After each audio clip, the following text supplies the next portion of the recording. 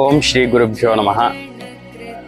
ఇవాళ మనము మన రాశిని బట్టి మన లగ్నాన్ని బట్టి మనకు ధన సమస్య తీరాలి అంటే ఎవరి ఆరాధన చేయాలో చెబుతాను, చక్కగా వినండి.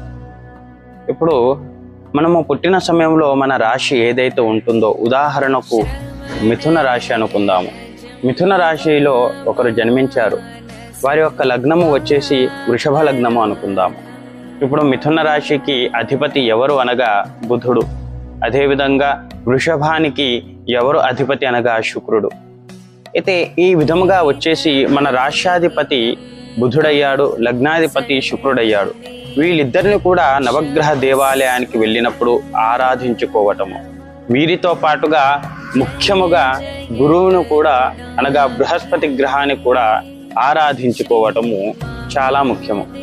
ఈ విధముగా మన లగ్నాధిపతిని, మన రాష్ట్రాధిపతిని, వీరితో పాటుగా ధనాధిపతి అగు లాభాధిపతి అగు బృహస్పతిని మనము పూజించుకున్నామనుకోండి, మనకు సర్వ విధాలుగా ధనలాభము కలుగుతుంది.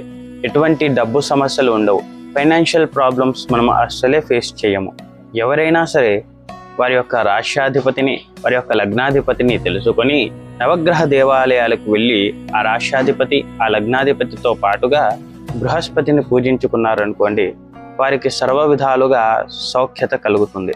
ఈ విధముగా ఎవరు ఆచరించుకున్నా కానీ నిత్యము ఏ అధిపతి ఏ వారానికి సంబంధించిన వారో తెలుసుకొని ఆయా వారాలలో నవగ్రహాలకు వెళ్ళి పూజను చేసుకున్నారనుకోండి, వాళ్ళకు కొద్దిగా చక్కెర ప్రసాదమో లేదా అరటి పండ్ల ప్రసాదమో పెట్టుకొని ప్రదక్షిణలు చేసుకున్నారనుకోండి, వారికి సకల సౌఖ్యతలు కలుగుతాయి అనేసి మనకు జాతక పారిజాతము అను జ్యోతిష్య శాస్త్రము చెబుతున్నది. ధన్యవాదాలు.